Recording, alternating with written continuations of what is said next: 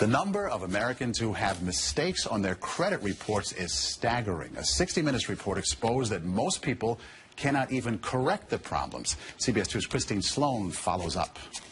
Meg Pasternak says a mistake on her credit report nearly destroyed her credit. We had to present so much documentation to say this wasn't ours, and then we still had to pay something to get rid of it. Pasternak says it took months to resolve the problem. You feel kind of helpless because they got you under the gun if you need to get a new car or a house or for anything. Pasternak is not alone in her frustration. A new government study finds up to 40 million Americans have mistakes on their credit reports. But an investigation by Steve Croft on 60 Minutes finds most people get nowhere trying to correct an error. Ohio's Attorney General tells Croft that is a clear violation of a federal law. The federal law says that if you believe that there is a mistake, you can go to them and they have an obligation to do a reasonable investigation.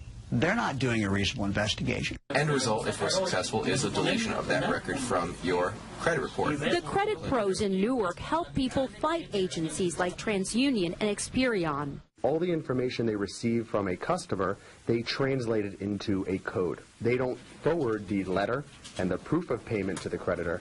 They just forward the 3-digit code. So the best way to protect yourself? Go directly to the creditor rather than going to the credit bureau themselves. Another good habit to get into, check your credit report periodically to make sure there are no changes.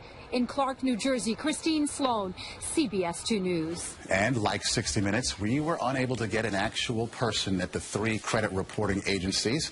60 Minutes was referred to the spokesperson for the agencies, who provided a statement citing an industry-sponsored survey that showed 95